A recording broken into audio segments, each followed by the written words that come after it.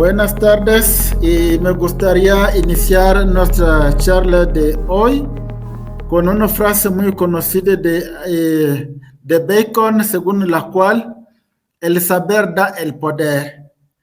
Y hablamos de el saber da el poder porque en la perspectiva de la charla que venimos desarrollando respecto a la participación de la mujer en el desarrollo de la ciencia y tecnología, resulta que a lo largo de la historia contemporánea en el mundo occidental ha habido muchas barreras o obstáculos sociohistóricas y culturales sobre los cuales tendremos que detenernos. De tal manera que el tema de hoy es barreras sociohistóricas y culturales sobre el papel de la mujer en el desarrollo tecnocientífico en el mundo. En lugar de limitarnos nada más al mundo occidental, nos va a sorprender que casi de manera unánime a lo largo de la historia se tiende a limitar la participación de la mujer en el desarrollo sociocientífico. La razón, como la vamos a ver, no es tanto de índole científico, es por razones que no tienen nada que ver con la ciencia. Y eso yo considero que es muy importante conocer dónde estamos pisando para ver por dónde podemos ir y de manera concreta para poder llevar a cabo la reflexión. Nos vamos a detener sobre algunos puntos concretos, lo que llamamos el eje argumentativo de la unidad. El primer punto nos vamos a detener sobre las barreras socio-institucionales. Una institución, retomando la reflexión de Georges Birdot, es una idea que se materializa más allá de los individuos que pueden estar animando la institución en un momento de la historia. De tal manera que después de las barreras socio-institucionales, veremos algunos datos históricos, no todos, sino nos detendríamos durante mucho más tiempo de lo necesario, pero podemos resaltar algunos elementos más relevantes que demuestran la escasa participación de la mujer en el desarrollo científico y tecnológico en el mundo. No tanto por no tener capacidad, pero detrás de eso hay razones históricas, yo diría arbitrarias, retomando la expresión de Eric Weil. Esos tres mecanismos de exclusión explícitos o formales, esos cuatro mecanismos de exclusión ideológicos o pseudocientíficos, y terminaríamos con el último punto, que tiene que ver con mecanismos de exclusión implícitos e informales. Aquí yo considero que más allá de lo que se dice, hay que ver también el contexto en el cual se avanza el argumento. En el pasado ya había hablado en algún momento de Axel Kabou, y me gusta retomar su argumento porque ella haciendo la distinción entre un obstáculo de una causa, hablando del subdesarrollo socioeconómico de África, donde muchos gobernantes tienden a tomar obstáculos como causas de la situación en la cual se encuentran, una manera de justificar su incompetencia ante sus poblaciones, pero no lo quieren decir de manera explícita. Aquí, cuando retomamos eso en el caso de la mujer, se trata de reconocer que en realidad los obstáculos no pueden ser la causa. Entonces, respecto a la participación de la mujer en el desarrollo de la ciencia y tecnología, durante muchos años se han erigido muchos obstáculos o barreras históricas para no permitir el pleno desempeño de la mujer en este ámbito. Una pregunta que no es retórica porque es una pregunta fundamental. ¿Por qué esta situación? Aquí, entre otros argumentos que se pueden encontrar para justificar este rechazo de la mujer en la participación tecnocientífica, podemos resaltar la parte de la cultura. Y la cultura, como ya lo habíamos comentado, es un elemento, es un conjunto de elementos sociohistóricos que permiten al ser humano como animal racional, en la perspectiva de Javier Zubiri, de justificar sus acciones. Entonces, hablando de barreras sociohistóricas y culturales sobre el desarrollo de la mujer en la ciencia y la tecnología, se debe reconocer el pensamiento o el cambio de paradigma que nos ofrece Simone de Beauvoir, y a partir de su obra intitulada El segundo sexo, obra que analiza cómo las estructuras sociales e institucionales han contribuido a lo largo de la historia a la opresión de las mujeres de manera general. Y aquí, hablando de Simone de Beauvoir, con su obra El segundo sexo, podemos resaltar también el hecho que es una reflexión del siglo XX, pero que se sostiene también sobre lo que Olympe de Gouges había desarrollado a lo largo de la Revolución Francesa, es decir, 1789, cuando ella habló de la igualdad entre el hombre y la mujer. Y por haber hablado de la igualdad entre el hombre y la mujer durante la Revolución Francesa, de manera paradójica, los revolucionarios consideraron que era una manera de fomentar la rebelión. Y para no entrar en muchos detalles, por ejemplo, el hecho que Olympe de Gouges estaba en contra de la trata de esclavos. Los que sacaban mucho dinero de la trata de esclavos, hay que reconocer que Francia tenía muchos esclavos en el continente americano, lo que se conoce como los territorios franceses de ultramar. Encontraron un pretexto para hacer pagar muy caro a Olympe de Gouges, de tal manera que le cortaron la cabeza. Entonces, Simone de Beauvoir, cuando ella habla del segundo sexo, es una manera de entrar en una tradición donde la reivindicación por los derechos de la mujer es una lucha existencial, es una lucha vital, y en este sentido podemos reconocer con esta mujer que las barreras socioinstitucionales que enfrentan las mujeres en el desarrollo de la ciencia y tecnología pueden entenderse a través de varios conceptos claves. Uno de los conceptos es la construcción del género.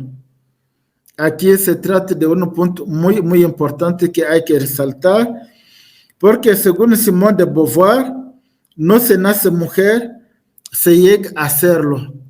De la misma manera, no se nace hombre, se nace macho, y a partir de la educación, algunos patrones que se pueden explicar a partir de roles, uno llega a asumir esta identidad de ser hombre o ser mujer. De manera concreta, a la mujer se le compra muñecas, mientras que al varón se le compra carros y a veces pistolas de juguete, pero es una manera de dar a entender que ya una vez adulto uno tendría que asumir un rol concreto.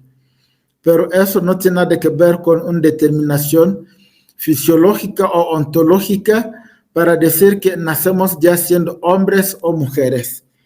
Esto implica que las diferencias de género son construcciones sociales que han sido utilizadas a lo largo de la historia para justificar algunos patrones de conducta. Y aquí es un punto que hay que reconocer, no se nace hombre o mujer, uno llega a serlo. Y otro elemento sociohistórico y cultural que hay que resaltar, yo diría denunciar, es el mito de la inferioridad. La idea de que las mujeres son inherentemente menos capaces en áreas científicas y tecnológicas es un mito perpetuado por la sociedad patriarcal. Y eso pudiéramos pensar que es algo del pasado. Resulta que en la campaña hacia la Casa Blanca en Estados Unidos, la semana pasada, Donald Trump, para descalificar en algún sentido a su contrincante, que es Kamala, llegó a afirmar que es una persona intelectualmente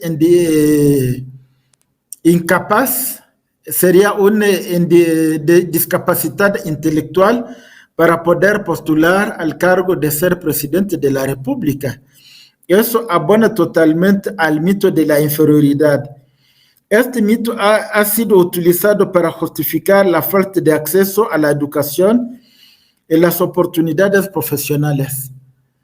Y aquí debo reconocer también con ustedes, al inicio de mis charlas llegué a hablar del escrito de Emmanuel Kant, que es la ilustración, y desde el primer párrafo Emmanuel Kant resalta el hecho que la ilustración no es otra cosa que salir del estado de minoría y entrar en el estado de mayoría. La mayoría que no tiene nada que ver con la edad legal que uno tenga, porque en el segundo párrafo el mismo Emmanuel Kant sostiene que la mujer se puede asimilar al bello género a quien le convendría históricamente de ser menor de edad. Y es una tesis que se puede asimilar a un tipo de inferioridad, pero hay que reconocer que en el caso de Emmanuel Kant, el hecho que Angela Merkel haya gobernado durante 16 años y haya propiciado también o favorecido la reunificación de Alemania Oriental y Occidental o federal, y hasta la actualidad se le sigue reconociendo muchos méritos. Eso nos permite de entender que esta inferioridad es una afirmación gratuita que no tiene ningún sustento científico, es algo que se puede desechar fácilmente. El otro elemento que hay que reconocer es la dependencia económica. La dependencia económica es un elemento a partir del análisis que realiza, por ejemplo, Carlos Marx, nos permite de explicar muchas superestructuras. La falta de independencia económica de las mujeres ha sido una barrera significativa.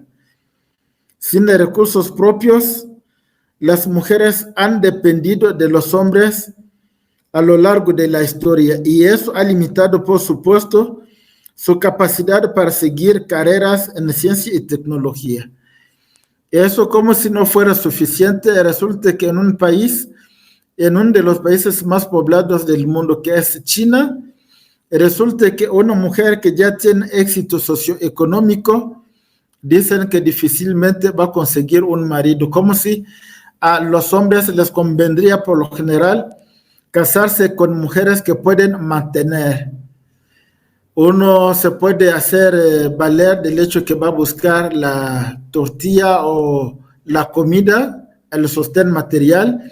La mujer debería depender de lo que el hombre le va a entregar, pero en una economía basada en el conocimiento, como ya lo habíamos comentado con Alvin Toffler, la capacidad de trabajar no depende tanto del hecho de salir de su casa, porque si en la primera revolución que analiza Alvin Toffler, la agricultura fue la actividad económica más importante y que el hombre podía salir de la casa para ir a trabajar al campo y la mujer convirtiéndose ipso facto como la ama de casa.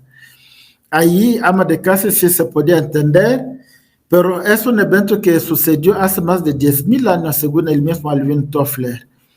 En el siglo XVIII, con la revolución industrial, al inicio la fuerza física era un elemento fundamental, pero sabemos que con la Primera y sobre todo la Segunda Guerra Mundial, con la ausencia de hombres en el hogar y en muchas fábricas, se empezaron a contratar a las mujeres y hoy en día con la automatización hay mujeres que pueden trabajar como hombres y sobre todo en el contexto de una economía basada en el conocimiento, que es la tercera revolución según el mismo Alvin Toffler, algo que nos permite de entender que la información cuando se convierte en conocimiento puede permitir a uno de ganar mucho o perder también si no tiene esta información, y eso no es un tema que depende del género.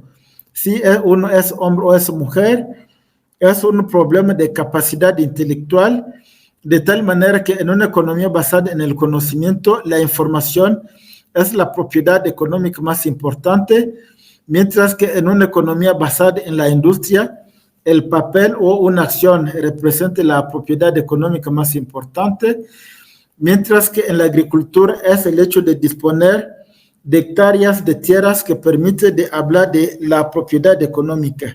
Entonces, en un contexto de una economía basada en el conocimiento, podemos hablar de una buena noticia porque en este contexto la mujer puede vivir en Puebla, en México o en Estados Unidos, trabajar por empresas que están en otras partes del mundo y con eso se va debilitando cada vez más el tema de la dependencia económica como barrera. Entonces, aquí yo considero que es un elemento que nos permite de entender que una educación de calidad que pudiera estar al alcance del mayor número de personas, tanto hombres como mujeres, es un elemento que permite debilitar la dependencia económica de la mujer hacia el hombre, quien tendría la última palabra para decidir. Pero por desgracia en este tema también hay que reconocer que hay empresas que, como lo veremos en la próxima unidad, a la misma capacidad científica o tecnológica, tanto de hombres o de mujeres, a veces se llega a pagar mucho más al hombre que a la mujer, el elemento siendo nada más el género. Ahí nos damos cuenta que se trata de una injusticia sociohistórica, pero gracias a Dios yo diría, esta injusticia se puede ir debilitando cada vez más con la toma de conciencia. Esta toma de conciencia que nos puede llevar a hablar de la paridad y no tanto de la dependencia de un género sobre el otro. Entonces, ahí nos damos cuenta que las cosas van cambiando, tal vez no a la velocidad que nosotros quisiéramos, pero poco a poco la dependencia económica se puede ir debilitando. Otro elemento que no nos gusta se trata de la alienación y el hecho de considerar a la mujer como el otro. Retomando la reflexión de Simone de Beauvoir, hay que reconocer aquí que las mujeres muchas veces son vistas como el otro, alteridad, diría Emmanuel Levinas, en una sociedad dominada por los hombres. Como si el hombre, el hecho de opinar, su opinión pudiera valer tanto para otros hombres como para mujeres, lo que es una afirmación gratuita. Esta alienación se manifiesta en la falta de representación y reconocimiento de las mujeres en la ciencia y la tecnología, así como en la creación de ambientes laborales que pueden tomar en cuenta el punto de vista de la mujer. Pero aquí también hay que reconocer que con tantos años de dominación patriarcal, algunas mujeres, por desgracia, llegan a asimilar y de manera gratuita hacer creer a otras mujeres que el hecho de estar acostumbrado con el mal puede hacer del mal algo normal. Yo creo que la toma de conciencia de esta alienación, el hecho de considerar a la mujer como el otro, es un elemento que a lo largo de la historia no ha permitido a la mujer de dar lo mejor de ella misma y de esta manera permitir a la humanidad de manera general a resolver algunos retos fundamentales que tienen que ver con lo que estamos viviendo en el ámbito sociotecnológico, pero también en el ámbito sociocultural, para citar nada más unas áreas dentro de muchas otras. Entonces, muchas barreras, muchos mitos, la dependencia económica, la alienación, y al mismo tiempo, eso yo creo que es un elemento fundamental que podemos refutar retomando el caso de Singapur. En su libro Basta de Historias, el escritor de origen argentino Andrés Oppenheimer, hablando de Singapur, un país que accedió a la independencia o le obligaron a independizarse para no seguir dependiendo de Malasia o de la Federación. Ellos, Lee Kuan Yew y sus colaboradores, entendieron desde el inicio que además de la lucha contra la corrupción, un elemento fundamental era una educación, pero una educación de calidad basada en competencia, de tal manera que hablando de la educación y la socialización, aquí hay que reconocer que es algo que debe iniciar desde una edad muy temprana. Las niñas deberían ser socializadas para asumir roles tradicionales de género, pero al mismo tiempo dar a esas mujeres la oportunidad de poder valerse como seres racionales a partir de una educación de calidad y no seguir pensando como en algunas familias. Eso yo lo llegué a escuchar durante la pandemia, donde una familia que no tenía la solvencia económica de disponer de más de un aparato para tomar clases en línea, por lo general se da prioridad al varón, considerando que la mujer tal vez no lo necesitaba tanto, pensando de manera indirecta que como ella más adelante se va a casar, alguien más la va a tomar, se va a hacer cargo de ella. Pero hoy en día, en un contexto de una economía basada en el conocimiento, tanto el hombre como la mujer pueden trabajar. Y aquí, regresando a la argumentación de Simone de Beauvoir, hay que reconocer que Simone de Beauvoir reconoce o subraya la importancia de una educación que puede desafiar los roles tradicionales y promover sobre todo la igualdad tanto del hombre como de la mujer para tener acceso a una educación de calidad. Y es de esta manera que se puede al menos permitir a la mujer de ir desafiando algunas barreras tradicionales. Eso yo considero que es un elemento que hay que fortalecer hoy más que nunca para poder sacar mayor provecho tanto del hombre como de la mujer en la construcción de sociedades más equitativas. Estos conceptos de Simone de Beauvoir que acabo de presentar ayudan a entender cómo las barreras sociohistóricas han limitado a lo largo de la historia la participación de las mujeres en la ciencia y la tecnología. Y además, en culturas no occidentales, como la japonesa, la latinoamericana, prehispánica, pero también africana, o culturas, si quieren, pre-europeas, de manera general, la mujer ha sido y es víctima de una discriminación arbitraria. Sin olvidar aquí el concepto que ya he comentado con Emmanuel Kant del bello género. Y eso que yo considero que me permite de refutar, ya lo había hecho en su tiempo, un argumento, una falacia, yo diría, de un doctor en estudios humanísticos, siendo ingeniero desde el inicio, que decía que la belleza es desproporcional a la inteligencia. Eso es un argumento que hay que refutar porque no hay ninguna evidencia histórica. Algunos casos sí se pueden justificar, pero como ya le denunció en su tiempo David Hume, no podemos pasar de manera implícita de lo que es a lo que debe ser. Y eso es válido tanto para los hombres como para las mujeres.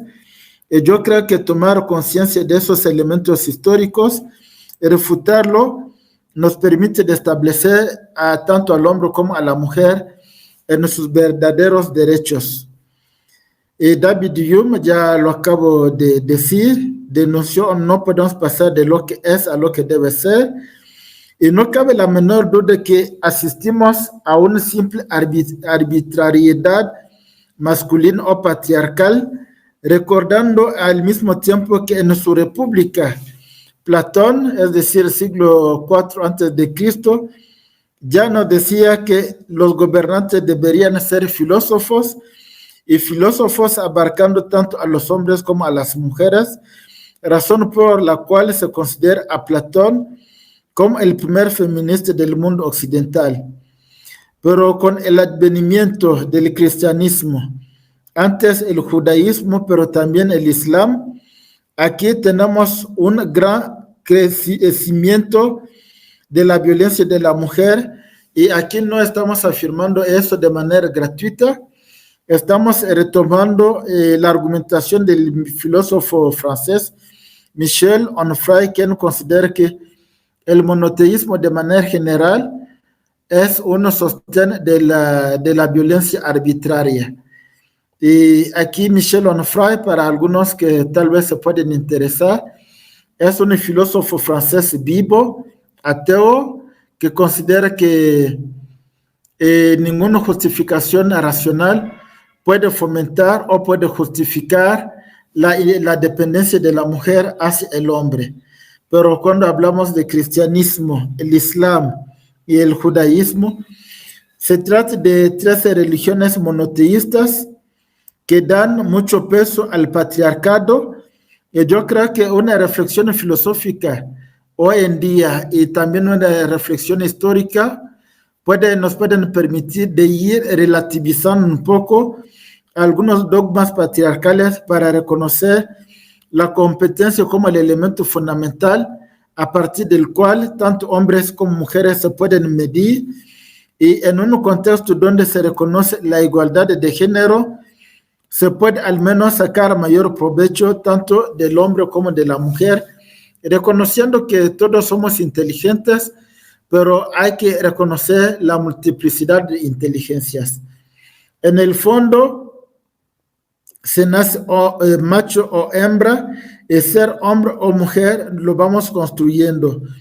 Se trata aquí, en la perspectiva que ya reconocemos de Simone de Beauvoir, de categorías que se pueden tomar como pretexto, que pueden tomar pretexto de la biología, pero son fundamentalmente una construcción sociohistórica, y partiendo de Simone de Beauvoir, quien en 1962 marcó un antes y un después en discusiones académicas posteriores.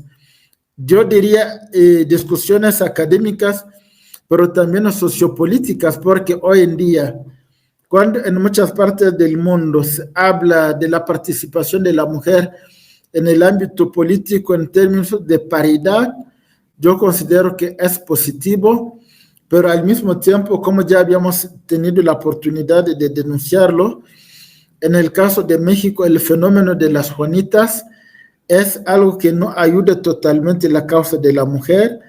Las Juanitas siendo esas mujeres que participan en elecciones populares, pero que tienen como suplentes a sus maridos, y cuando ganan la elección, unas 2, 3 semanas después renuncian a sus cargos para dejar a sus suplentes llevar la batuta. Y aquí sabemos que es algo que no ayuda por nada a la problemática de género.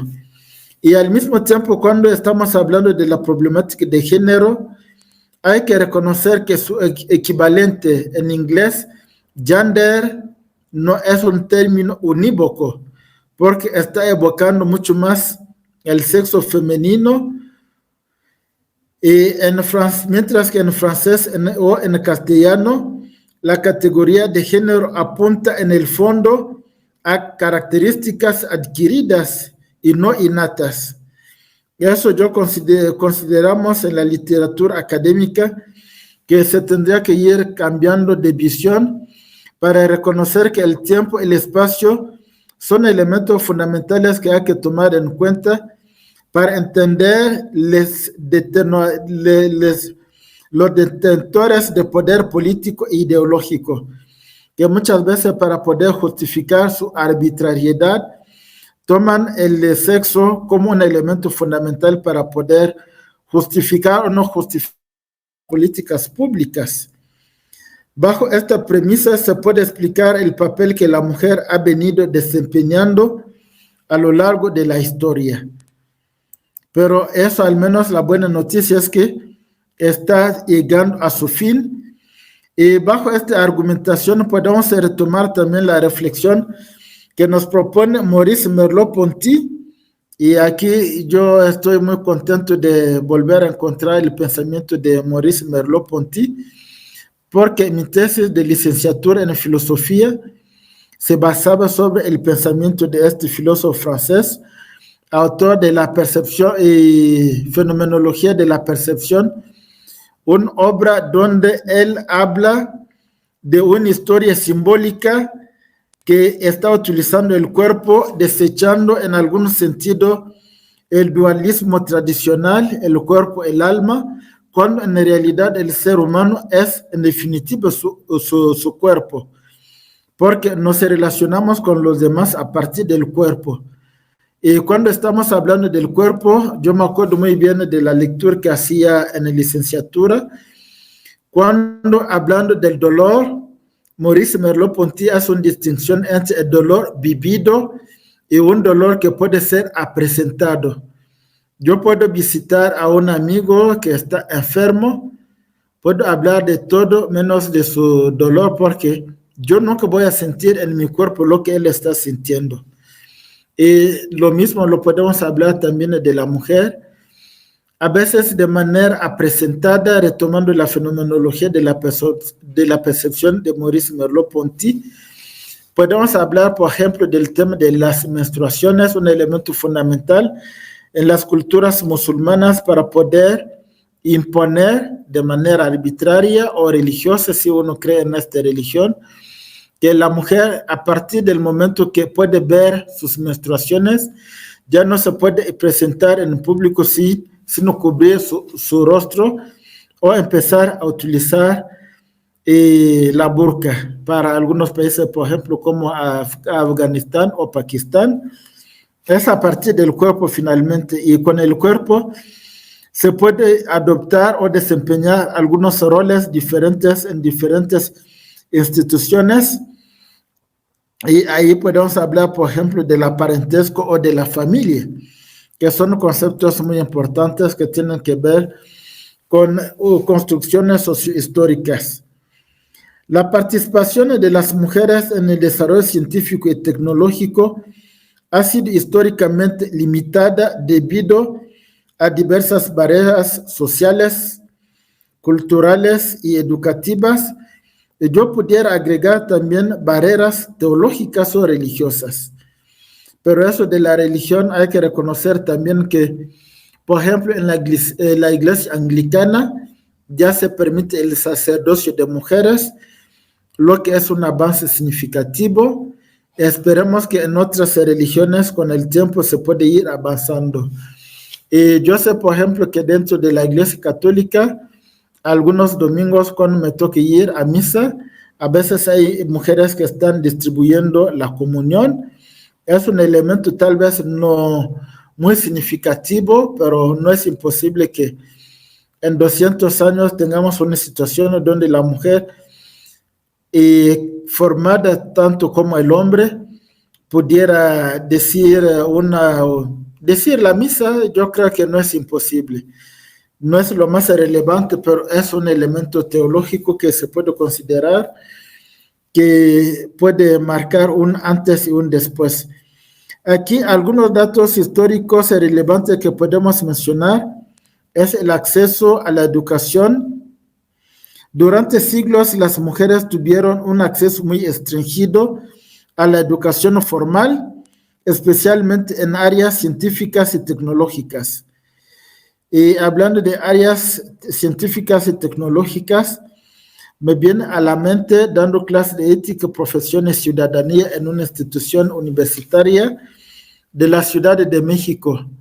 Y como era un curso de tronco común, y hablando de la deontología o códigos deontológicos de diferentes carreras, me acuerdo de una queja de uno de mis estudiantes, quien me dijo que uno de sus profesores de ingeniería le dijo durante un taller ingenieril, Paloma, tú ven a barrer aquí porque tú nunca vas a ser ingeniera. Y yo pregunté a mi alumna, en realidad no se llamaba Paloma, pero dije un nombre que me pareció, que me vino a la mente. ¿Qué hiciste después? ¿Hiciste alguna queja para que este tipo de maestro aprenda o cruzaste los brazos? La alumna me dice que se fue a quejar con el director del departamento, pero este no hizo nada para llamar la atención al docente.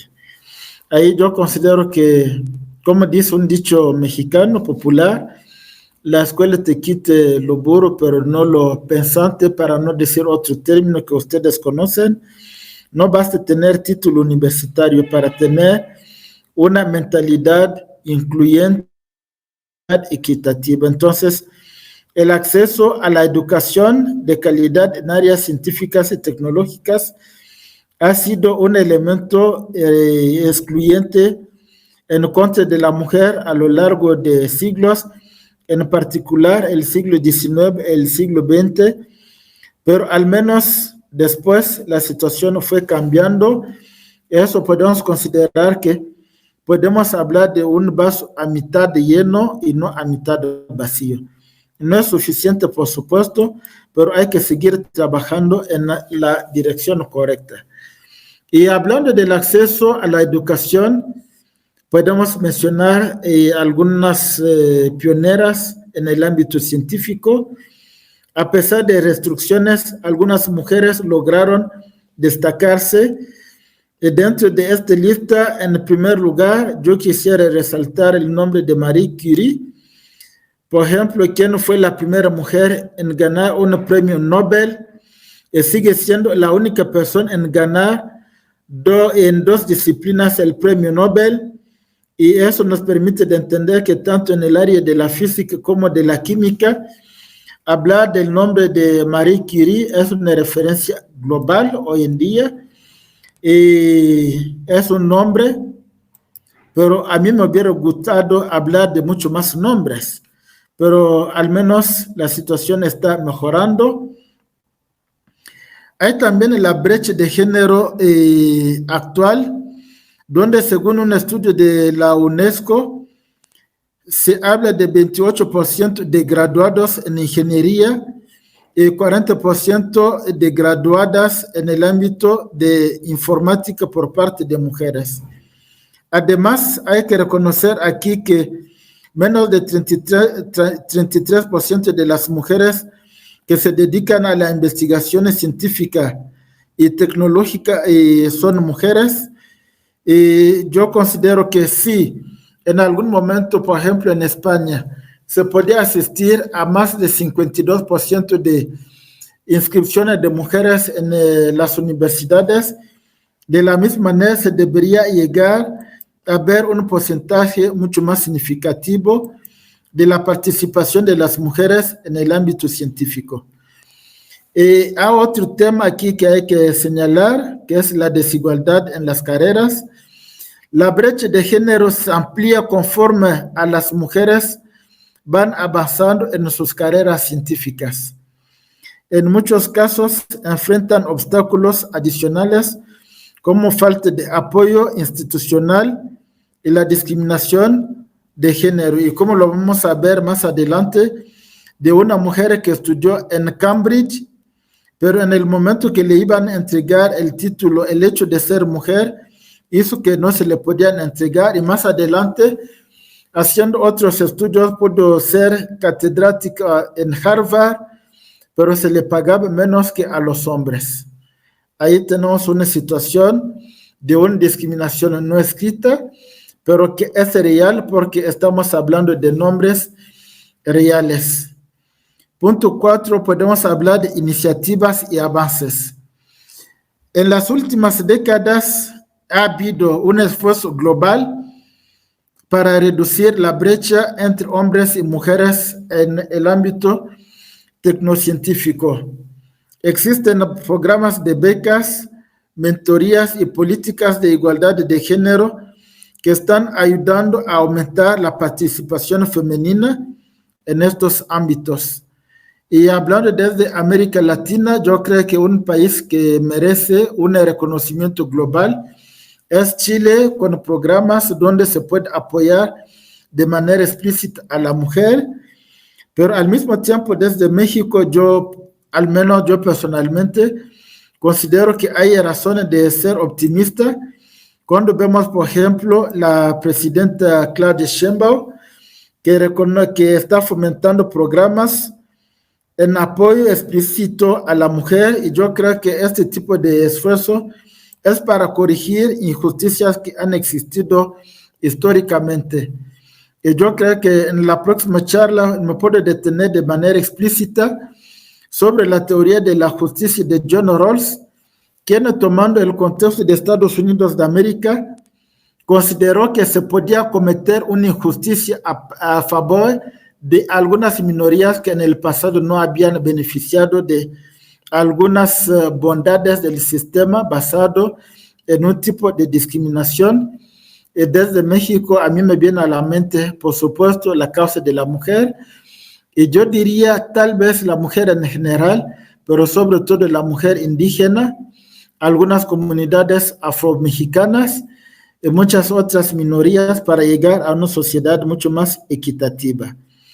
Sin pretender aquí presentar una lista exhaustiva de obstáculos sociohistóricos e institucionales, podemos terminar estos puntos señalando que estos datos reflejan tanto los desafíos históricos como los avances recientes en la inclusión de las mujeres en las políticas de ciencia y tecnología. Y esos avances nos permiten de en la buena dirección. No es suficiente. En la misma lógica se debe reconocer que ha habido diferentes mecanismos formales o informales excluyendo a la mujer en el desarrollo de la ciencia y tecnología. Me viene a la mente, por ejemplo, cuando se creó Royal Society en Gran Bretaña, por supuesto que no se permitía a la mujer de poder tener acceso, y eso hay que reconocer que dentro de un marco reducido como en Royal Society hay información privilegiada que puede circular, pero en la medida que la mujer no tenía acceso a esta información, no podía postular a algunos programas. De manera indicativa, aquí se puede señalar algunos ejemplos. Uno de los ejemplos que nos viene aquí a la mente es la prohibición de acceso a la educación superior, y resulta que hasta los finales del siglo XIX y principios del siglo XX, muchas mujeres, muchas universidades y centros de investigación prohibían de manera explícita la admisión de mujeres. Por ejemplo, la Universidad de Harvard no puede admitir a las mujeres a programas de estudios universitarios que hasta 1943. 1943 se dan cuenta que no hace mucho tiempo. En este contexto hay que reconocer también que es durante la Segunda Guerra Mundial, 1943, y estamos en 2024, menos de 100 años, no se puede esperar mucho, pero al menos hay que reconocer que se hace un esfuerzo para poder reconocer las injusticias del pasado y en la actualidad denunciar algunas restricciones. Y de hecho es el punto 2, restricciones en las sociedades científicas. Las mujeres fueron también excluidas de muchas sociedades científicas. En el caso de México, hoy en día podemos celebrar el hecho que el CONACYT tenga a un director general, a una mujer, pero eso no es suficiente porque todavía estamos hablando de una decisión reciente y hay que ver los programas que otorgan becas, lo hacen de manera igual o de manera equitativa, pero tomando en cuenta también lo que denuncia John Rawls, hablando de la teoría de la justicia. Ahí es un tema que nos puede tomar una charla diferente para ver de manera concreta las cotas que se pueden alcanzar hasta ahora, cuál es la parte que corresponde a los hombres, cuál es la parte que corresponde a las mujeres. La Royal Society de Londres, que ya mencionaba antes, se trata de una de las instituciones científicas de más prestigio, y esta institución, por ejemplo, no admitía a las mujeres hasta el año 1945. Sí, Harvard abrió sus puertas, el Royal Society va a abrir sus puertas a la mujer hasta 1945. Es una fecha que hay que reconocer que marca un antes, un después. Pero otro ámbito donde nos podemos dar cuenta de las injusticias son las leyes normativas discriminatorias. En algunos países, las leyes y normativas laborales limitaban o limitan las oportunidades de las mujeres en campos científicos y tecnológicos. Por ejemplo, en la ex Unión Soviética, aunque las mujeres podían estudiar ciencias, las mujeres se enfrentaban a restricciones en ciertos trabajos y sus roles dentro de la comunidad científica tenían muchas obstrucciones. Y aquí hay que reconocer que hay estudios que presentan, por ejemplo, la actual Rusia, heredera de la antigua Unión Soviética, como una sociedad machista, muy machista, de tal manera que cada semana al menos una mujer ha sido golpeada hasta casi la muerte. Y ahí hay que reconocer que se trata de una sociedad, por desgracia, que donde tanto hombres como mujeres deben tomar conciencia para ir superando de manera paulatina este tipo de obstáculos que no permite a la sociedad en su conjunto de salir adelante. Otro elemento que hay que reconocer, señalar, es la falta de reconocimiento y créditos.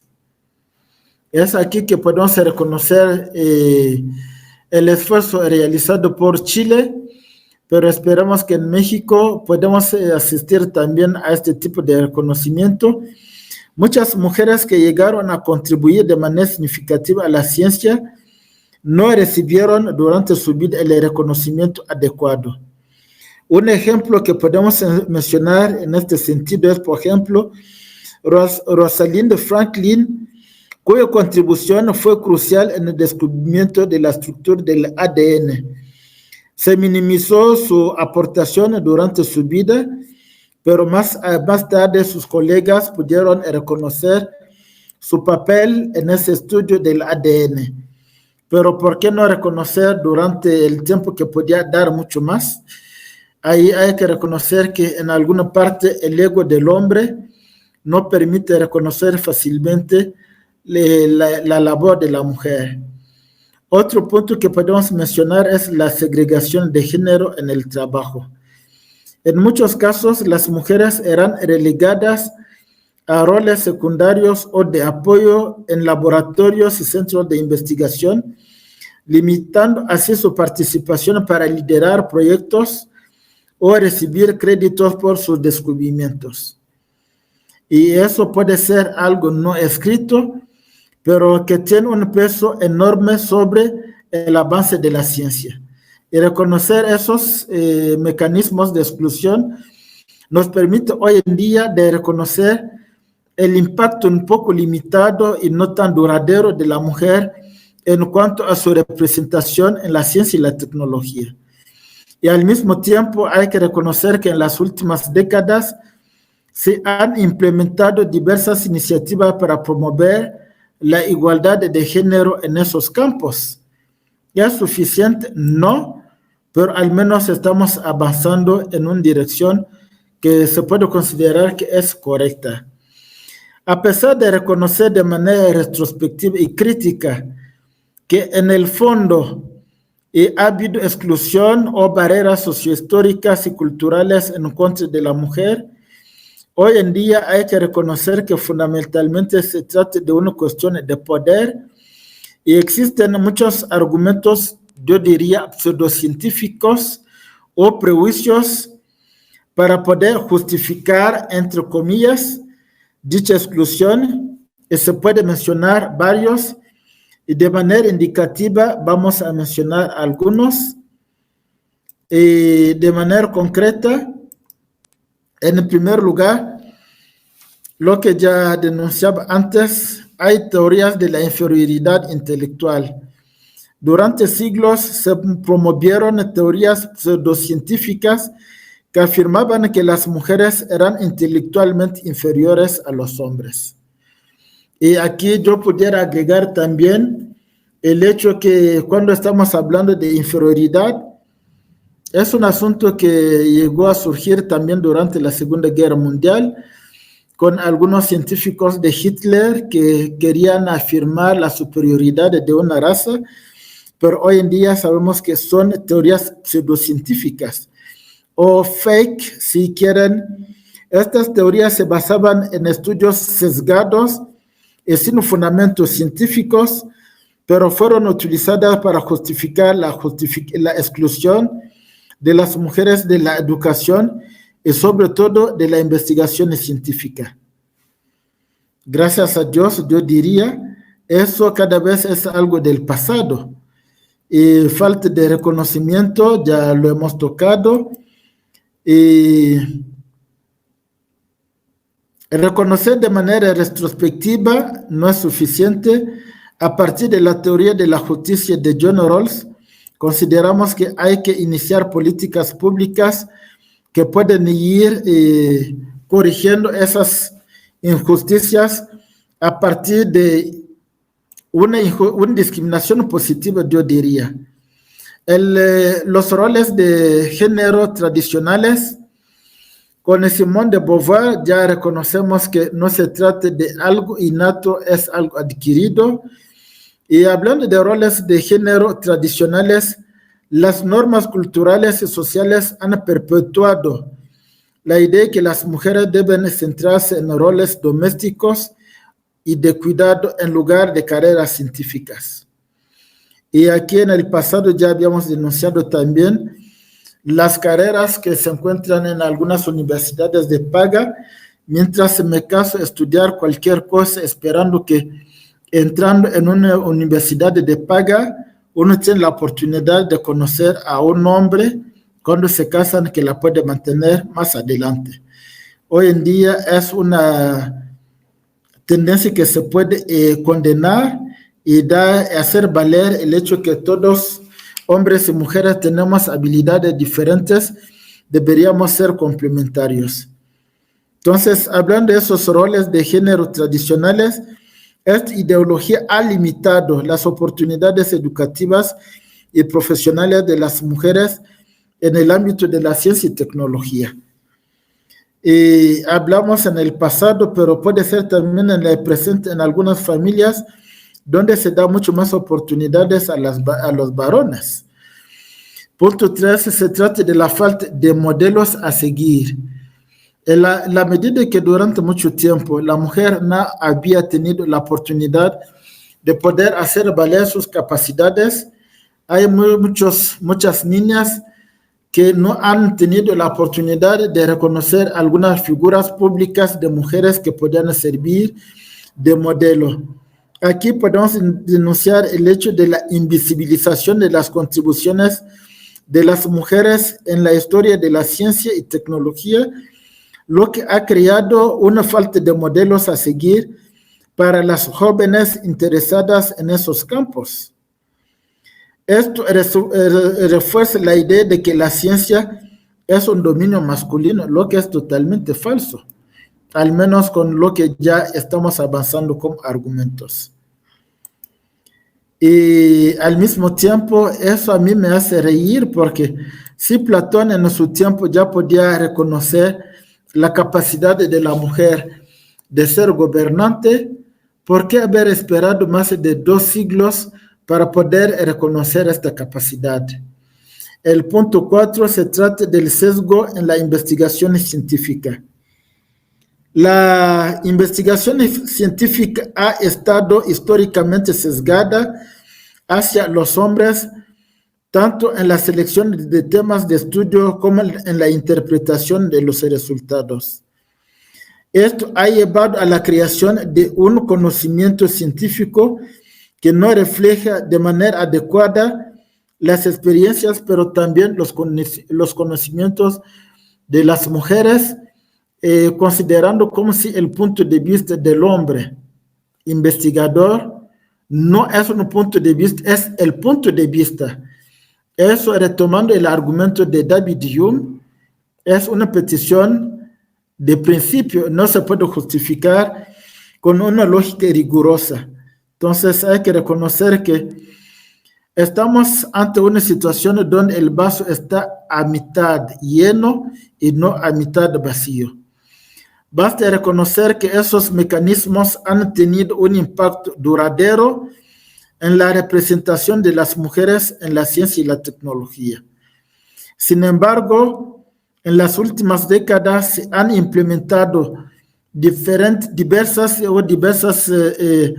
iniciativas para poder promover la igualdad de género en esos campos.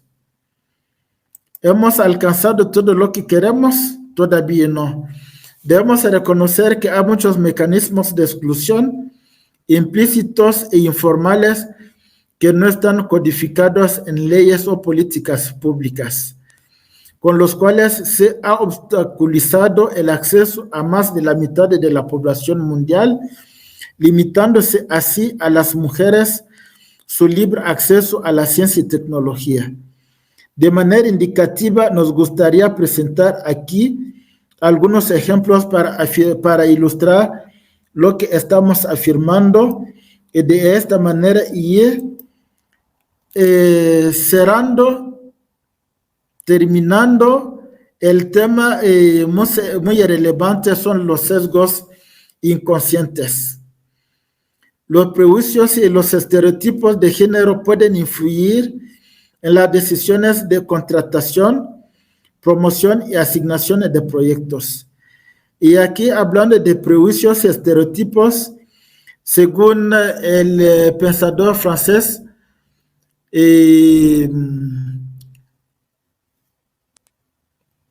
Maurice Merleau-Ponty, que ya habíamos mencionado, hablando del cuerpo, hay que reconocer que estos prejuicios y estereotipos tienen la edad de nuestros antepasados, porque naciendo en una sociedad adquirimos de manera implícita esos prejuicios y estereotipos y en algún momento pensamos que son una verdad cuando sabemos que en realidad se trata de una falacia. Entonces no nos podemos contentar de eso. Hoy en día, fomentando el pensamiento crítico, hay que preguntarnos cómo sabemos lo que sabemos.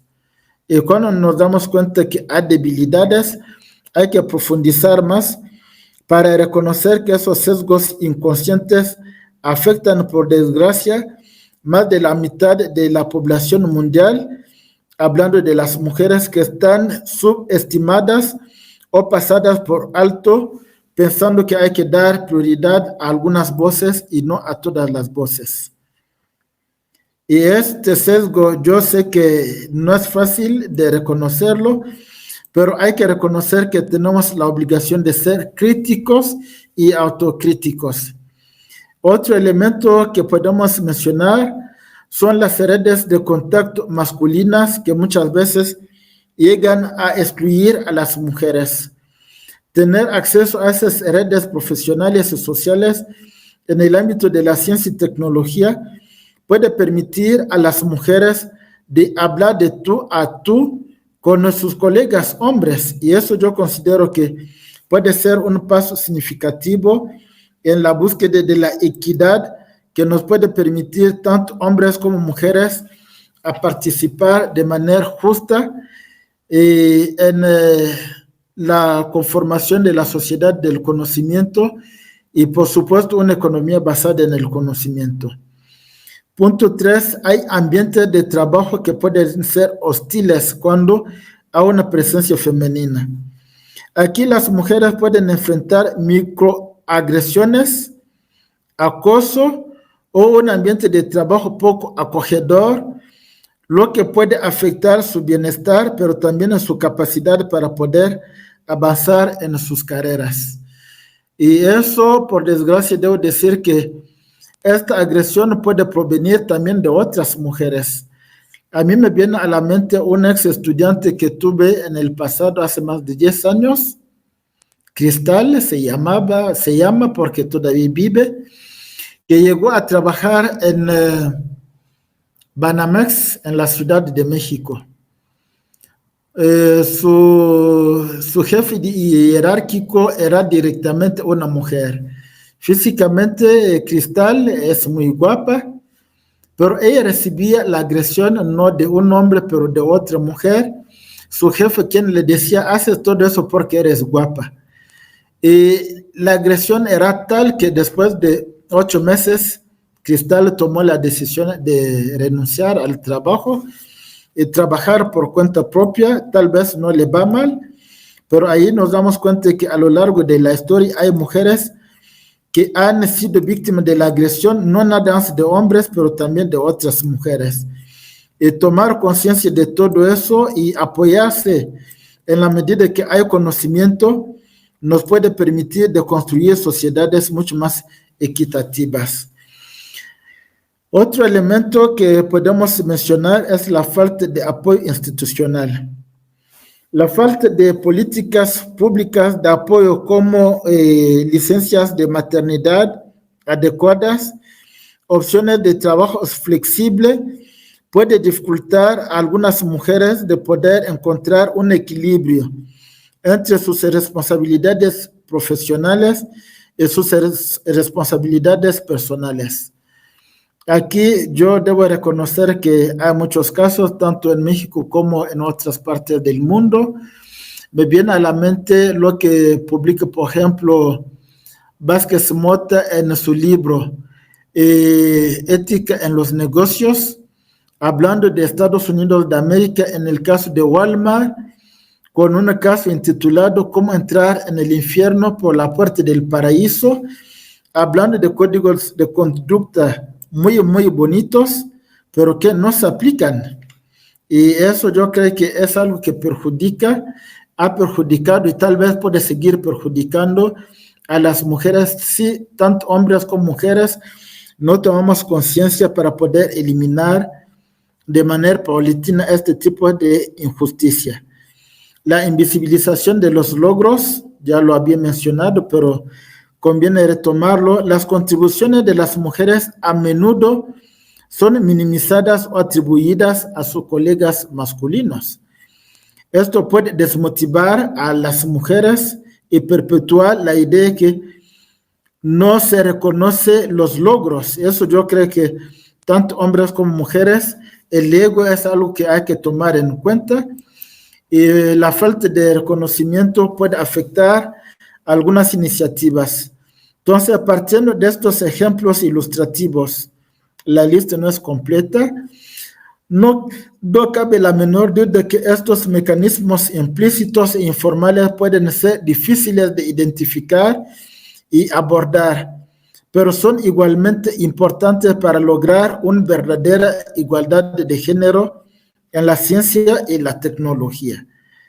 Y aquí, para poder terminar esta charla, hay que reconocer que para salir adelante y construir una verdadera sociedad del conocimiento, nuestra próxima charla va a abordar la cuestión de educación en ciencia y tecnología de la mujer, tomando muchos elementos que vienen de John Rawls con la teoría de la justicia, pero considerando también que esos obstáculos, lejos de ser algo del pasado, puede ser algo del presente y tomar conciencia para ir corrigiendo la situación.